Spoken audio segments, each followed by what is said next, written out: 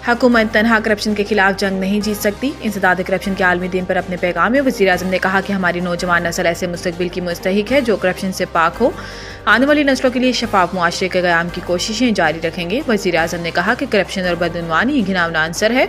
Corruption मुल्क की मुआशी तरक्की को नुकसान पहुँचाती है और समाजी ताने बाने को तबाह कर देता है, जबकि करप्शन और बदउनवानी मुनसिफाना हुक्मरानी और मसावी मौके के फ़वाइद से लुत्फ़अंदोज़ होने से रोकता है। शहबाज शरीफ का कहना था कि करप्शन और बदउनवानी अवामी खिदमत की फराहमी को बुरी तरह मुतासिर करते हैं। बदउनवानी हुकूमतों और इसके शहरियों के दरमियान अदम एतमाद की बड़ी वजह है। ताकत का गलत इस्तेमाल करने वाले अवाम की मेहनत से कमाई आमदनी लूटते हैं। इन्होंने अपने अमाल के नताइज का सामना करना पड़ता है। वज़ीर आज़म ने मज़ीद कहा कि हमारी हुकूमत हर सतह पर बदउनवानी को जड़ से उखाड़ फेंकने के लिए पुरज़म है।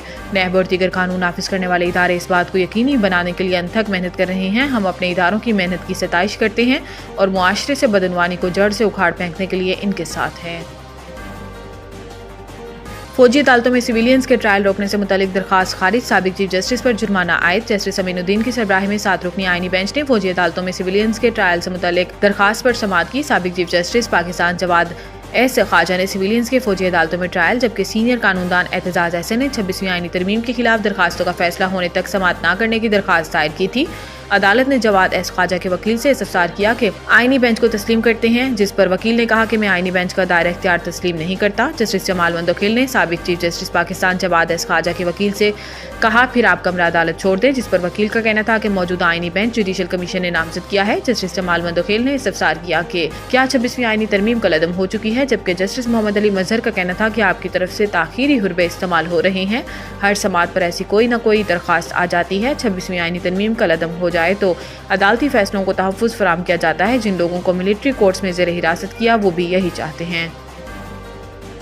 सुस्त इंटरनेट फ्रीलांसिंग खतरे में। पाकिस्तानियों को मिलने वाले काम में 70% कमी। ज़राए के मुताबिक मुल्क भर में इंटरनेट आज भी सुस्त रवि का शिकार है, जिसके बायस दीगर शोबों की तरह ऑनलाइन काम करने वाले अफराद भी शदीद मुतासिर हुए हैं। फ्रीलांसर्स का दावा है कि इंटरनेट की सुस्त रवि से पाकिस्तानियों को मिलने वाले काम में 70% कमी आई है। फ्रीलांसर का कहना है कि इंटरनेट की रफ्तार कम होने से इन्हें असाइनमेंट वक्त पर देने में मसाइल का सामना है। वक्त पर असाइनमेंट ना देने से कई फ्रीलांसर्स की प्रोफाइल्स भी बंद हो चुकी हैं।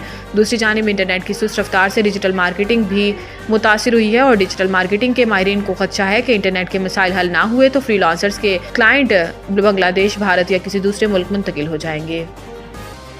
हुकूमत ने इमरान खान के खिलाफ कार्रवाई का असूली फैसला कर लिया। इमरान खान के खिलाफ वफाकी हुकूमत की खसूसी कंप्लेंट पर कार्रवाई का मनसूबा तैयार किया गया है। साबिक वज़ीर आज़म के खिलाफ पाकिस्तान पैनल कोड के तहत फौजदारी मुकदमा दर्ज करने का फैसला किया गया। इमरान खान पर सोशल मीडिया के जरिए लोगों को रियासत और रियासती इदारों के खिलाफ बगावत पर उकसाने के इल्जामात हैं। आला हुकूमती ज़राए के मुताबिक इमरान खान के खिलाफ कार्रवाई शुरू करने की मंजूरी वफाकी काबीना से ली जाएगी और वजारत दाखिला को वफाकी काबीना के लिए समरी तैयार करने का टास्क दे दिया गया है। FIA साइबर क्राइम विंग ने इमरान खान के खिलाफ इंक्वायरी की, जिसके बाद कार्रवाई शुरू करने का फैसला हुआ। वफाकी काबीना की मंजूरी के बाद इंसदाद दहशतगर्दी की खसूसी अदालत में इमरान खान का ट्रायल करने का मंसूबा है।